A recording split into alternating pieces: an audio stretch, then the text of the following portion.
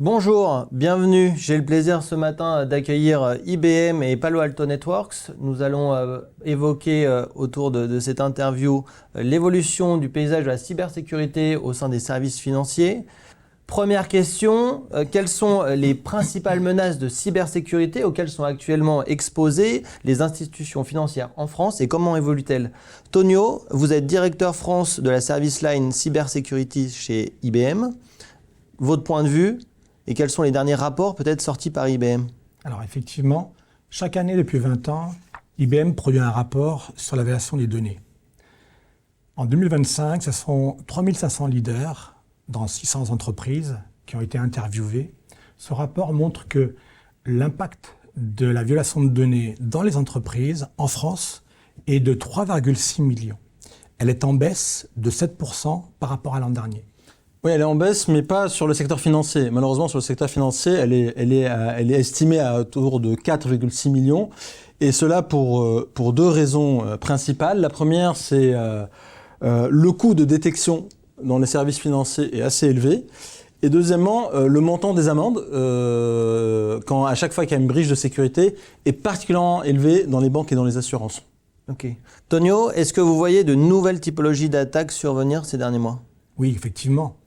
Aujourd'hui, avec l'arrivée de l'IA, les entreprises sont confrontées au fait qu'elles utilisent elles-mêmes l'IA au sein de l'organisation. Et aujourd'hui, 13% des entreprises considèrent qu'elles ne sont pas équipées au travers de contrôles sur l'IA. Également, les entreprises sont confrontées à des attaquants qui sont dotés de l'IA et qui vont beaucoup plus vite dans leurs actions de malveillance. Et notamment au travers du phishing, cette attaque est beaucoup plus rapide puisque les attaquants, en bénéficiant de l'IA, ont leur campagne de phishing qui passe de 16 heures à 5 minutes. Raphaël, vous êtes CISO Europe chez Palo Alto Networks. Est-ce que cette évolution du paysage de la menace, vous l'observez aussi? Alors oui, c'est vrai, au travers des rapports produits par notre division en charge de la réponse à incidents, Unit 42, mais plus spécifiquement sur le secteur financier, ce que nous constatons, d'abord, c'est que le secteur financier en volume de cas traités répond à la deuxième place, soit 14% du volume de cas traités au niveau mondial. Mais si je prends le point de vue de l'entreprise de services financiers elle-même, on s'aperçoit d'une forte attractivité vis-à-vis des attaquants. Les attaquants font leur marché, ils vont cibler services financiers. L'entreprise financière a finalement 300 fois plus de risques d'être ciblée par une cyberattaque qu'une entreprise globale dans le monde. Pourquoi? D'abord parce que les entreprises financières traitent massivement des données clients notamment, on y reviendra je pense, et aussi parce qu'elles travaillent sur la confiance. Et ce sont deux facteurs qui sont très immédiatement ciblés par les attaquants pour ensuite entraîner du préjudice ou des demandes de rançon, ce qui fait qu'en termes d'enjeux à la fois pour les attaquants en gains et d'enjeux financiers en perte pour les entreprises, le secteur financier est très attractif. Et sur la vélocité des attaques, effectivement, une simple intrusion par un phishing, par une ingénierie sociale, ou un déroulé d'attaque en 40 minutes, par exemple, comme le montre le groupe d'attaquants nommé Molded Libra, qui, entre la première intrusion et l'exfiltration de données, peut dérouler cela en 40 minutes grâce à l'IA, on s'aperçoit que finalement la principale menace pour le service financier, pour le secteur financier, c'est pas tant l'attaque en lui-même, c'est la lenteur à remédier à l'intrusion et à réduire le périmètre d'incident et l'impact métier vis-à-vis de cette attaque. Tonio, Raphaël a cité certains exemples des typologies d'attaques et de menaces. Chez IBM, quelle est la menace principale que vous voyez encore en 2025? Alors l'emailing, effectivement, puisqu'aujourd'hui, sur l'attaque autour des emails, vous avez un cas sur 5 qui concerne les institutions financières. Alors, cette menace liée à l'ingénierie sociale est de plus en plus sophistiquée. Pour autant, la menace au sein des entreprises est plutôt interne. Aujourd'hui, le personnel réalise des actions au sein de l'entreprise et il s'avère qu'au travers de ces actes, ils peuvent être des menaces internes pour l'entreprise. Marc, vous êtes spécialisé du secteur banque et assurance pour l'Europe, le Moyen-Orient et l'Afrique chez IBM. Est-ce que l'adoption de nouvelles technologies est pour vous une source de compromission supplémentaire? Clairement, malheureusement, le secteur financier aujourd'hui, il y a deux raisons principales qui le rendent attractif pour les attaquants. La première, c'est la nature des données qu'ils traitent. Aujourd'hui, vous savez, on fait dans les banques d'assurance ce qu'on appelle le KYC. C'est une collecte de données sur tous les clients. Et ça, c'est du pain béni pour les attaquants. Et la deuxième, avec le temps, les banques et les assurances ont fait évoluer leur système en rajoutant des outils digitaux, de la numérisation, de l'intelligence artificielle, pour permettre à tous les clients de faire ce qu'on appelle le self-care. C'est-à-dire, nous tous, clients des banques et des assurances, on intervient sur les systèmes des banques et des assurances pour faire des opérations. Sauf que ces outils-là se sont greffés en quelque sorte sur ce qu'on appelle dans le jargon informatique le legacy, qui sont les vieux systèmes qui, eux, n'étaient pas du tout équipés pour repousser les attaques et pour protéger les données des clients. Donc cette cohabitation de deux modèles, anciens et récents, rend malheureusement les architectures aujourd'hui des banques et des assurances plus vulnérables aux attaques malveillantes.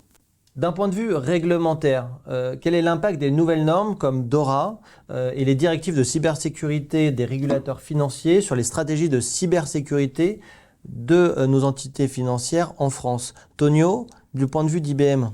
Alors, les exigences réglementaires deviennent de plus en plus strictes au sein des institutions financières. L'objectif, c'est de pouvoir impulser au sein de ces organisations une meilleure gestion des risques, une meilleure gouvernance, et notamment donc la gestion de la cybersécurité.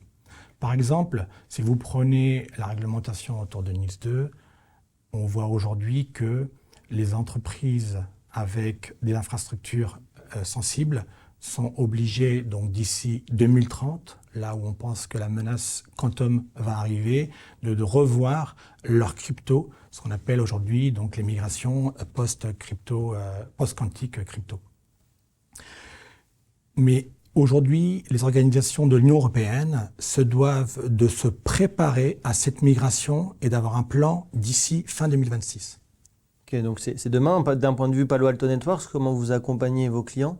Alors, le premier ressort de nos clients, alors certes, les réglementations sont plus strictes, mais surtout elles sont trop nombreuses à traiter de cyber. Et elles se chevauchent, que ce soit des réglementations génériques à la cybersécurité comme NIS 2, que ce soit des réglementations industrielles comme PCI DSS plus anciennes, que ce soit des réglementations spécifiques au domaine comme DORA. Et justement, prenons le cas de DORA. L'enjeu qui est derrière pour le régulateur, c'est la confiance systémique du secteur financier dans son ensemble. Et cette prise de conscience, il faut qu'on se rappelle qu'elle remonte à WannaCry en 2017, lorsque les régulateurs financiers, mais pas seulement en Europe, dans le monde, ont compris qu'il y avait un risque d'effet d'échelle à une vulnérabilité ou à une menace cybersécurité qui pouvait entraîner un défaut de stabilité ou de confiance systémique. Donc c'est normal qu'on demande aux entreprises financières de mettre des efforts au bénéfice de l'écosystème qui vont au-delà des bénéfices de l'entreprise elle-même, puisqu'il s'agit d'apporter de la confiance systémique à ceux à qui une entreprise de service apporte des services critiques et de la confiance. Les régulateurs européens, je rappelle qu'ils sont 3 tout de même à l'échelon européen, plus les régulateurs nationaux. Aujourd'hui, ce qui est positif, et là on accompagne nos clients dessus, c'est sur l'harmonisation des pratiques en cybersécurité au travers de ces différentes réglementations, notamment vis-à-vis des stress tests cyber, parce qu'on part d'une situation qui est très imbriquée et très complexe. On parle aussi de la sécurité de la supply chain. Comment chez Palo Alto Networks vous accompagnez vos clients sur cette thématique? Alors, c'est une très bonne remarque. Aujourd'hui, la supply chain et la vulnérabilité vis-à-vis des fournisseurs IT est un enjeu très élevé pour les régulateurs. Que ce soit d'ailleurs auprès de la cartographie des assets IT en interne ou que ce soit vis-à-vis de la gestion du risque dans les contrats des fournisseurs IT qui concourent aux services financiers critiques. Nous sommes nous-mêmes, Palo Alto Networks, partie de cette supply chain qui concourt aux services financiers critiques. Et ce que nous conseillons à nos clients vis-à-vis du régulateur, c'est de bâtir un cadre unifié qui soit unique pour l'entreprise vis-à-vis des multiples régulateurs, démontrant une gestion des risques efficace. Et cela se fait en 3 objectifs. Une gestion des risques efficace, c'est d'abord une prise en compte du risque au niveau stratégique. C'est ce que demande le régulateur, que le risque cyber soit compris comme un risque stratégique depuis WannaCry en 2017. Deuxièmement, c'est que les efforts, les protections soient ajustés au niveau réel des risques et des impacts perçus sur l'écosystème. une proportionnalité du risque. Et troisièmement, c'est une capacité de l'entreprise régulée à démontrer dans la durée l'atteinte des objectifs prévus, ce qui implique une amélioration continue qui soit traçable, démontrable. Pour cela, nos plateformes et des processus à mettre en place permettent de collecter des données de télémétrie, de surveillance, de mesurer le résultat, d'agréger les résultats, d'analyser ces données afin d'alimenter des rapports que l'entreprise régulée fournira aux régulateurs, mais sans méconnaître le nécessaire besoin de réduire les risques opérationnels. Justement, Marc, dans la gestion de ce risque cyber, comment chez IBM vous accompagnez dans la quantification ? En fait, c'est pas qu'on accompagne dans la quantification, c'est important de quantifier pour une raison qui est plutôt assez simple. Regardez notre discussion aujourd'hui, elle est soit sur des aspects très techniques, soit sur des acronymes. Et donc aujourd'hui, dans une entreprise, que ce soit un dirigeant ou dans les équipes, vous pouvez aligner des acronymes, vous pouvez parler de technique, mais je pense qu'il est très important de leur mettre des montants en face. Ils doivent réaliser, les dirigeants, dans leur investissement et dans leur gestion de ce risque stratégique, comme Raphaël le mentionnait, ou bien les équipes, parce que on n'a pas parlé de ça, mais très souvent, le côté malveillant vient d'une négligence des équipes.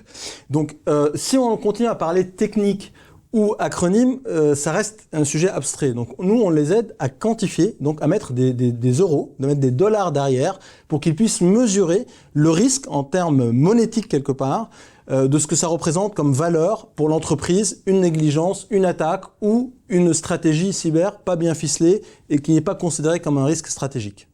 Entendu, et on voit beaucoup d'investissements des établissements financiers, vous l'évoquiez tout à l'heure, sur les outils d'IA.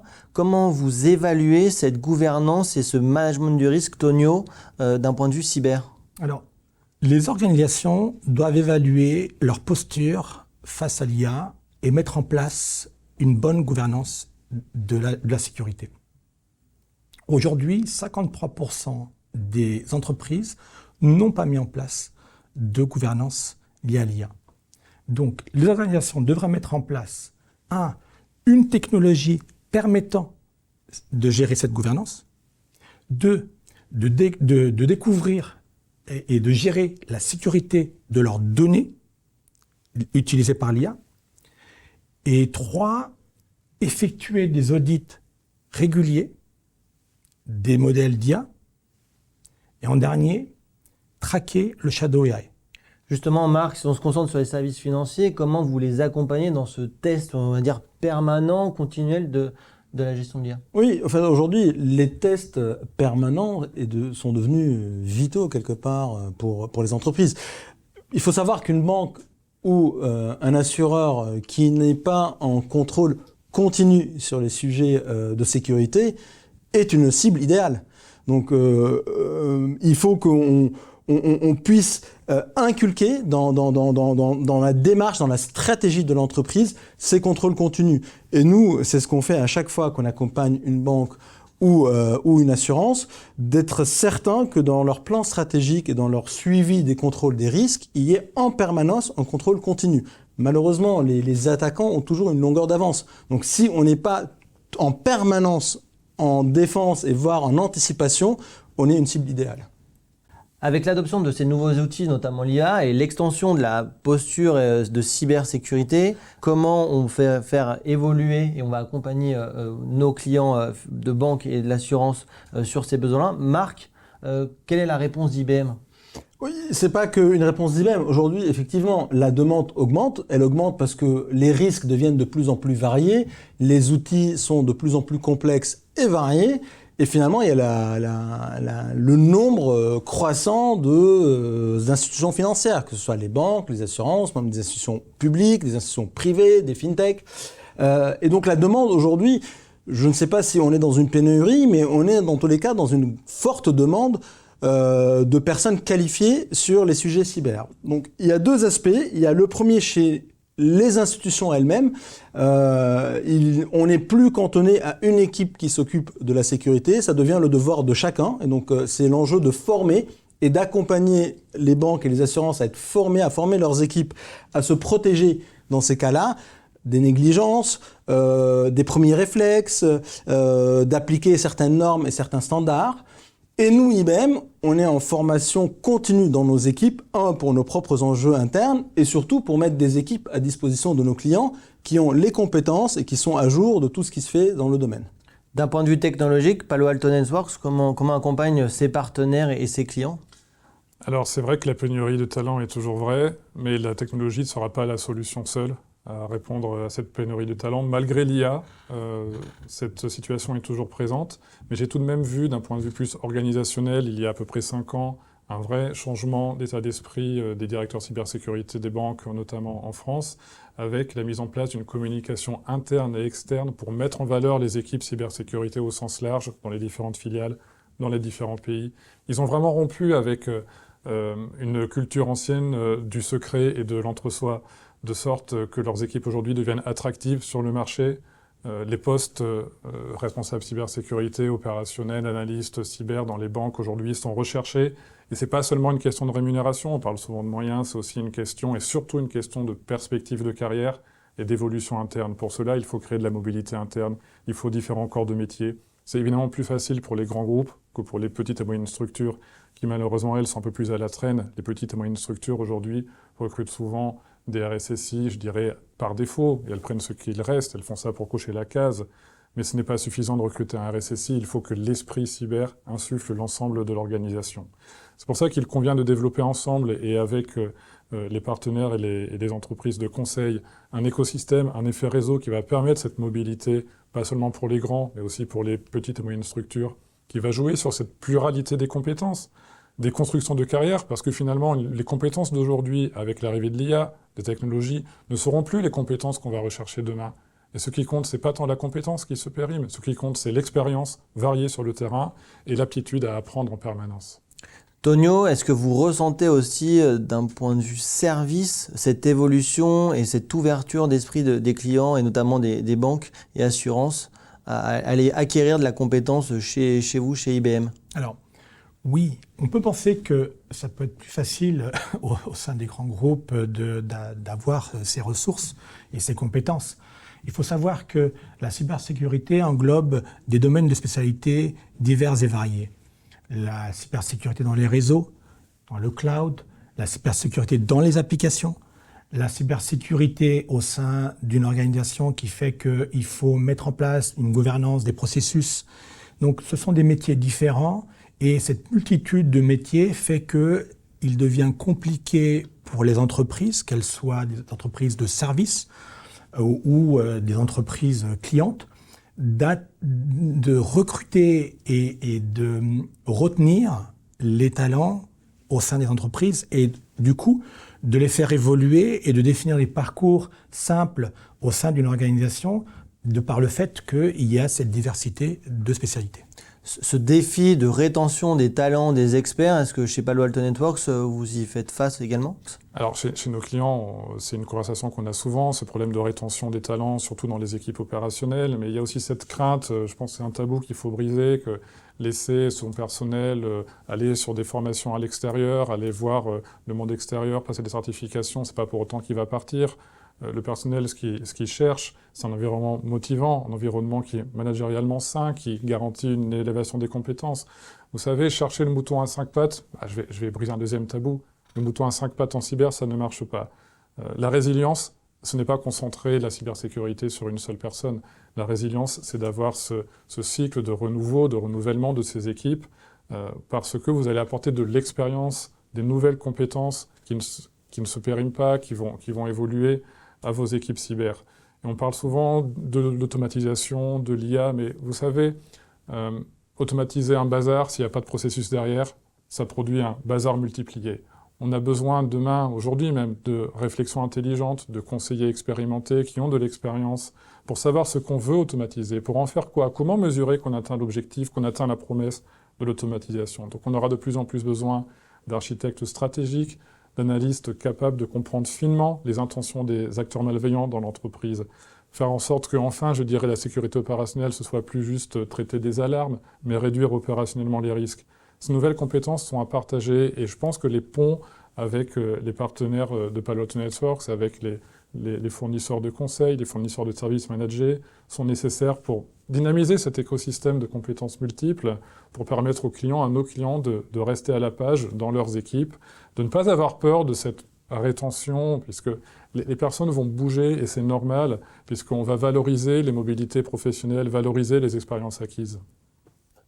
Du coup, en réponse à ces nouveaux enjeux, à ce besoin d'évoluer, de faire évoluer ses collaborateurs, la clé ne serait pas vers les services managés cyber que vous fournissez chez IBM? Ah, complètement.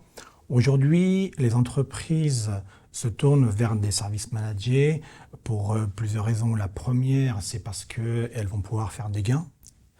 Et la deuxième, c'est parce qu'ils s'appuient sur des partenaires qui leur permettent de s'appuyer sur des technologies qui sont toujours à la page et accessoirement d'évacuer la problématique de talent, puisque aujourd'hui, il est plus facile pour une structure comme IBM ou les ESN d'avoir un pool de compétences et de gérer ce pool de compétences au sein de l'organisation, ce qui transfère quelque part la gestion de l'évolution des collaborateurs au sein de ces services managés. Nous l'avons vu précédemment, les institutions financières sont en pleine transformation digitale, poussées par l'adoption de l'IA notamment, et d'autres technologies. Justement, Marc, quelles sont les technologies émergentes que l'on voit chez vos partenaires et clients du secteur?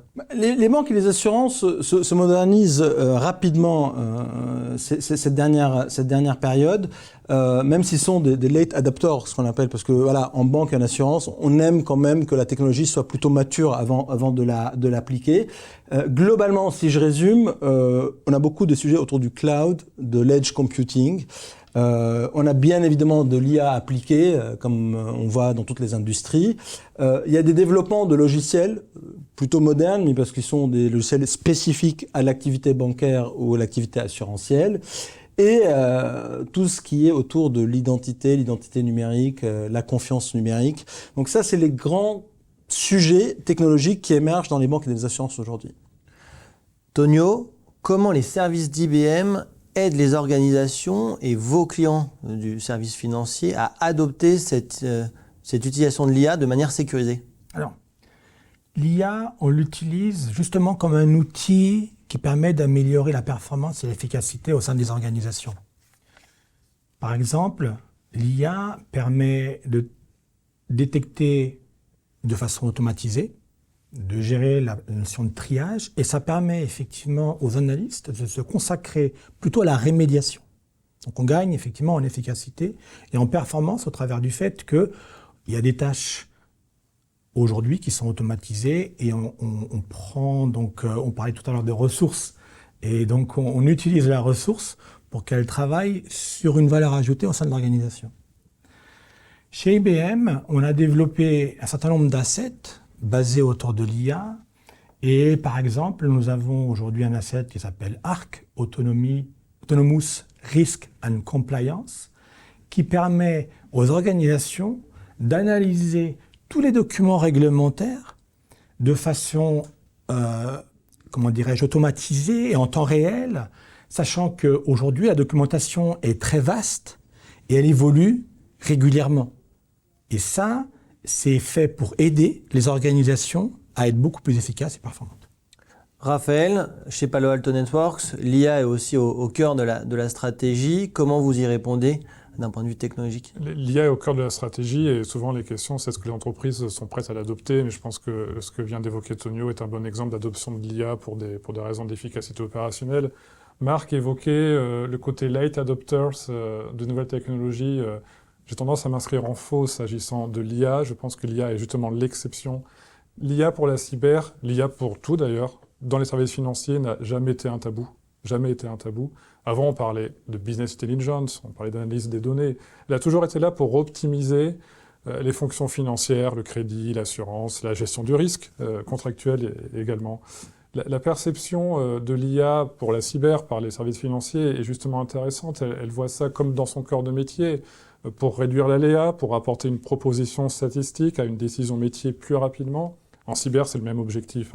C'est affiner un diagnostic sur la base d'observation, avec aujourd'hui tout de même une différence par rapport au métier classique, c'est qu'en cyber, on a une exigence absolue de vitesse, de vélocité, dans le diagnostic de l'incident, dans le confinement de l'impact, se rapprocher du temps réel. C'est ce que nous, on fournit avec nos plateformes chez Palo Alto Networks. Donc aujourd'hui, le secteur financier voit très bien en quoi l'IA permet à la cyber de passer à l'échelle en volume de données, de télémétrie à capter, à analyser, à produire un résultat, et de vitesse de décision. Et ma conclusion, c'est qu'il y a un piège à éviter tout de même, et je reviens sur l'épisode précédent où on parlait des compétences. Je disais que les compétences périment alors que l'expérience s'acquiert et se cumule.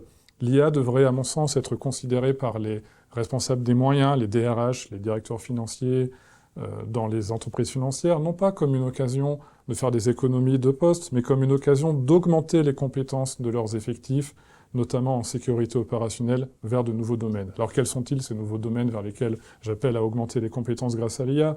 C'est l'utilisation d'outils de cybersécurité dopés à l'IA, comme les plateformes Palo Alto Networks.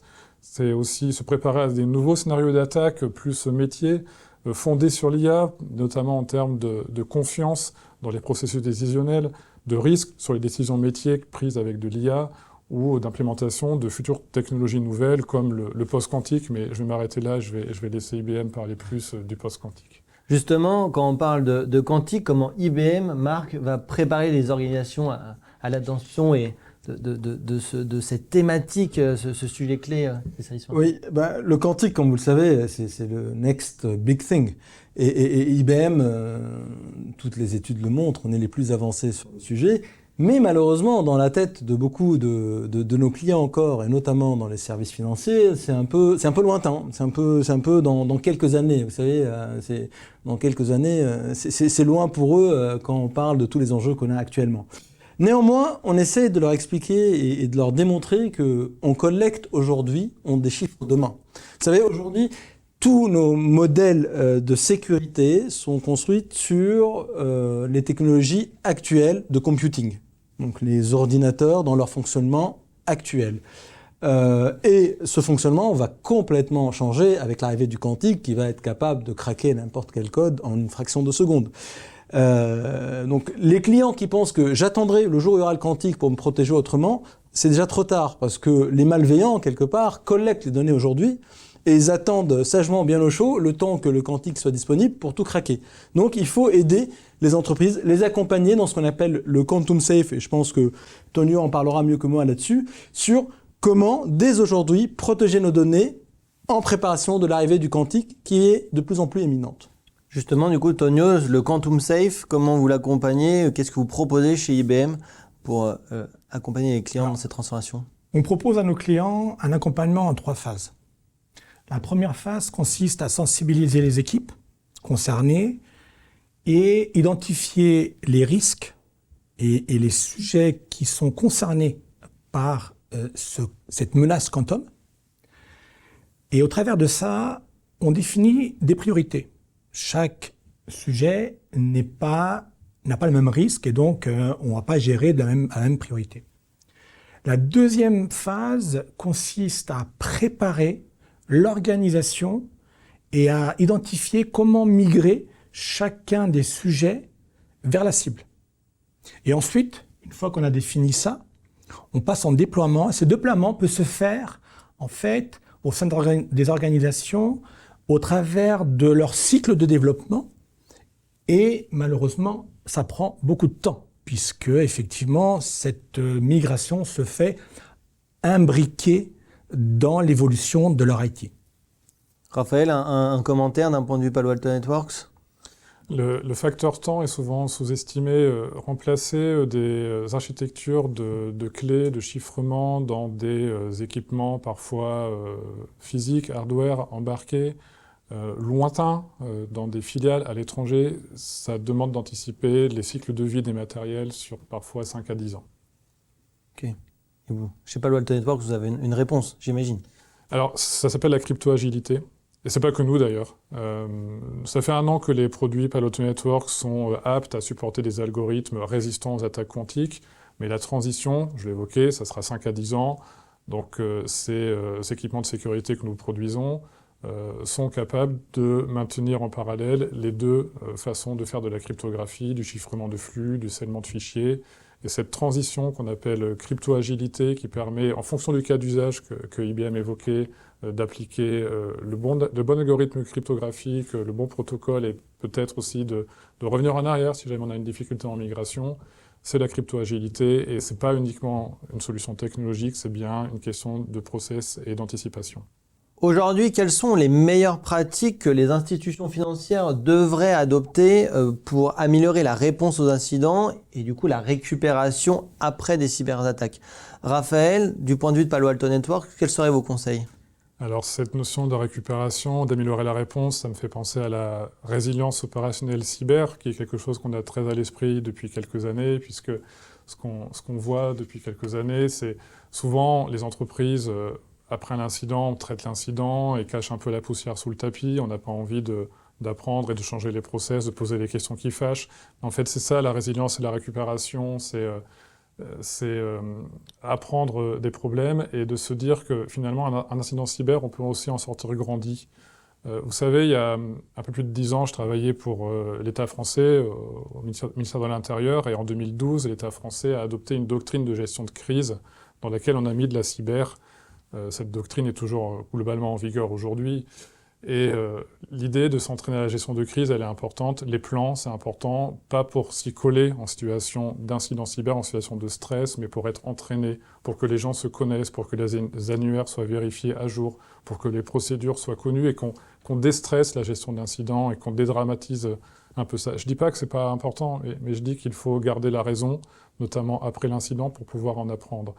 Et finalement, en cyber, depuis quelques années, ce qui a changé, c'est qu'on vit finalement une succession de mini-crises qui ne doivent pas être traitées en tant que crise, qui doivent être traitées sous le seuil de la crise.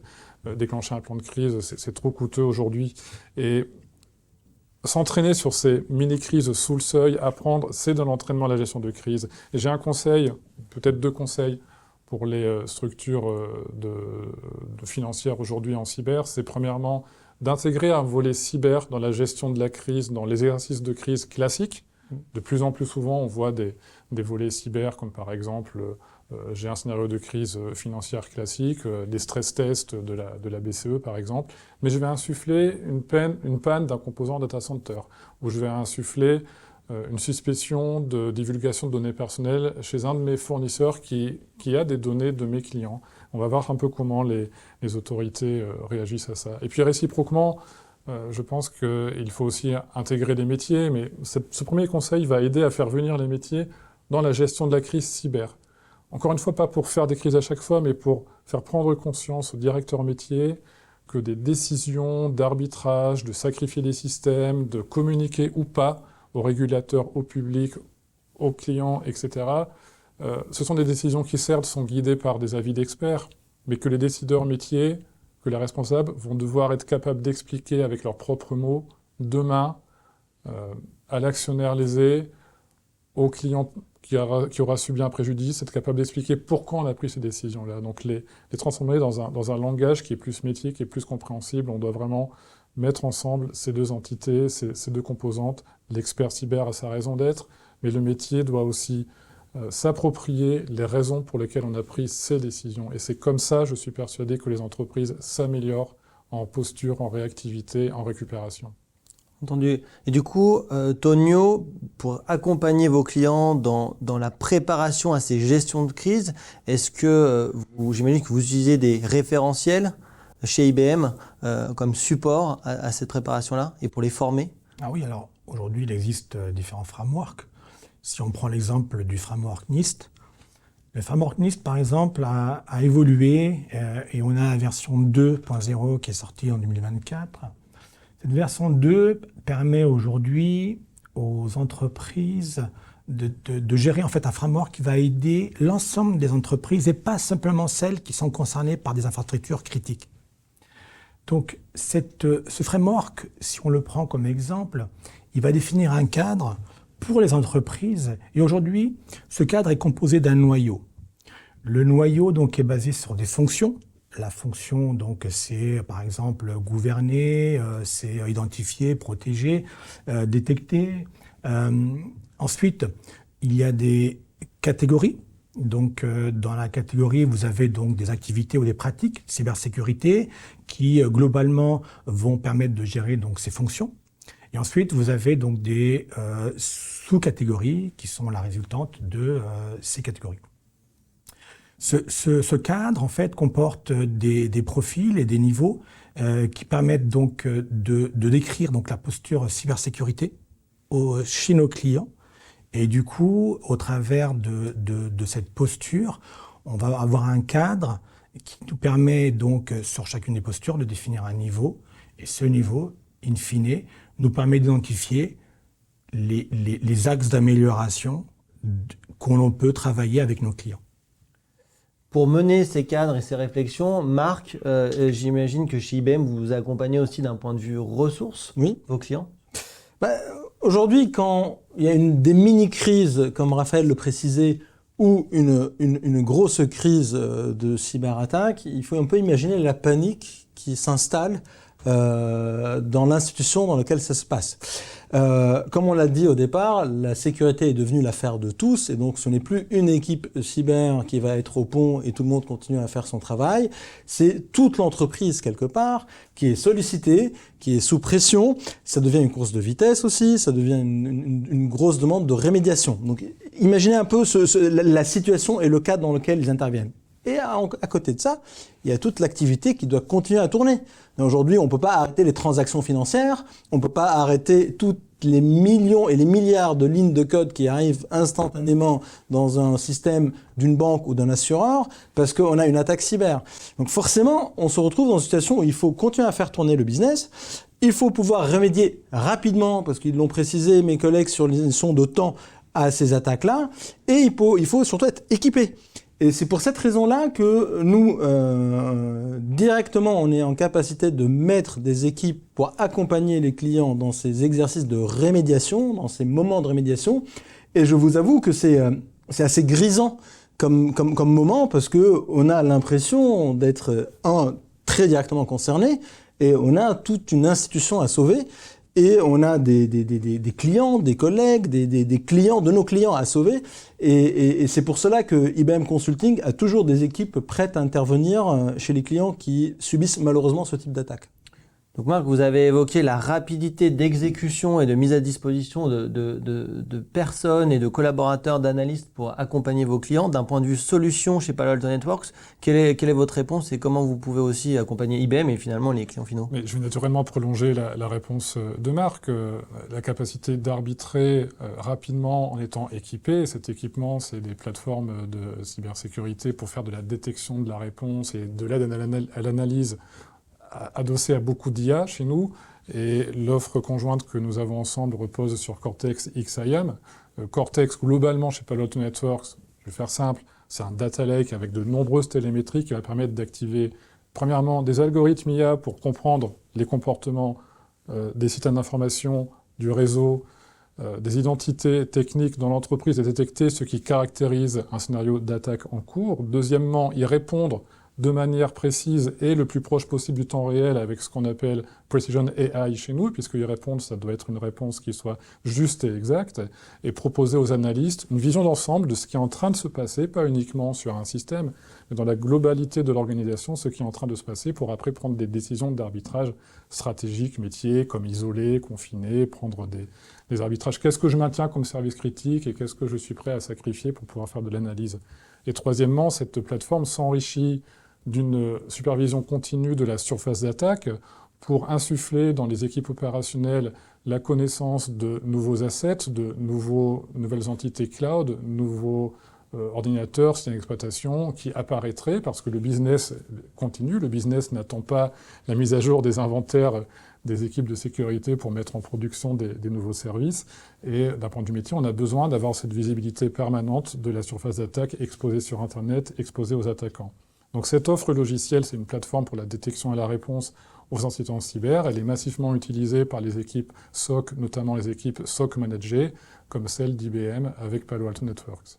Et j'ai lu par ailleurs que IBM, en tant que partenaire de Palo Alto Networks, vous bénéficiez d'un programme vraiment spécifique qui permet la mise à disposition de tenants pour exécuter en tout cas cette analyse-là. Et ça pour des clients existants, mais également pour des nouveaux clients qui seraient soumis aux attaques que vous souhaiterez accompagner. Afin d'améliorer la posture de cybersécurité de vos clients financiers, quelle typologie de services vous proposez chez IBM pour les accompagner? Chez IBM, on propose l'ensemble du spectre sur lequel on travaille au terme de sécurité. Bien évidemment, la mise en place d'une stratégie de défense, les rémédiations, les campagnes continues, l'awareness, la formation des équipes. Donc on travaille vraiment sur l'ensemble de la chaîne pour accompagner ces clients-là. Et la spécificité chez IBM et chez IBM Consulting est de mettre des équipes qui sont spécialisées sur le secteur financier. Donc certes, ils ont comme majeur une formation sur la cybersécurité, mais ils connaissent parfaitement les activités d'une banque, les activités d'un assureur, et comme ça, ils peuvent intervenir aussi tout en connaissance de cause des opérations qui sont en cours ou de l'endroit où l'attaque a été faite et de l'enjeu qu'il y a derrière ça en termes métier. Et Marc, l'expertise est une chose, mais je voudrais aussi savoir, je pense nos auditeurs aussi, en termes technologiques, je m'adresserai plutôt à Tonio pour cela, en termes technologiques, comment est-ce que vous vous intégrez avec nos plateformes chez Palo Alto Networks? Alors effectivement, IBM a développé un certain nombre d'assets, et par exemple, on a développé un asset qui s'appelle Atom. Atom pour Autonomous Threat Operation Machine. Cet asset complète et s'intègre nativement avec la plateforme Cortex XSIAM. Cet asset, en complément, permet aujourd'hui de gagner en efficacité sur la main-d'œuvre autour de 60%. Maintenant, également, en termes d'efficacité, cet asset permet d'enrichir et d'enquêter de façon automatique, de façon à ce que les analystes et les alertes, donc les analystes gèrent les alertes de façon plus efficace et de les traiter en moins de 5 minutes. Et donc aujourd'hui, effectivement, on développe des assets qui permettent à IBM Consulting de compléter les outils développés par Palo Alto. Mais Cortex est une de nos plateformes, certes impressionnante pour la détection et la réponse à incidents. Ce n'est pas les seuls enjeux aujourd'hui qu'adresse notre partenariat en termes de sécurité pour les entreprises financières. Peut-être pour conclure, Ludovic, si tu peux prendre un peu de recul et nous dresser globalement le partenariat entre nos deux entités. Effectivement, donc vous avez parlé, Tonio, d'Atom, mais plus globalement, depuis septembre 2024, et suite à l'acquisition de Curadar SaaS par Palo Alto Networks, nous avons renforcé le partenariat entre IBM et Palo Alto Networks. Tout d'abord autour de notre plateforme Cortex Cloud. Il faut savoir que nous avons automatisé une partie des migrations technologiques des assets anciennement Curadar vers la nouvelle plateforme Cortex Cloud. On a également travaillé avec vous, on a parlé beaucoup d'enjeux de formation de vos analystes et de vos experts cyber sur nos infrastructures. Et effectivement, vous accompagnez dans cette migration, dans cette transformation d'architecture SOC vers les environnements Palo Alto Networks. Il y a une vraie compétence au niveau global chez IBM. Et à la fin, l'objectif est bien de réduire le temps de détection et le temps de réponse. On en a parlé pendant les best practices. L'autre plateforme sur laquelle vous êtes monté en compétence très rapidement, c'est notre plateforme Prisma Health, qui est notre plateforme d'IA sécurisée.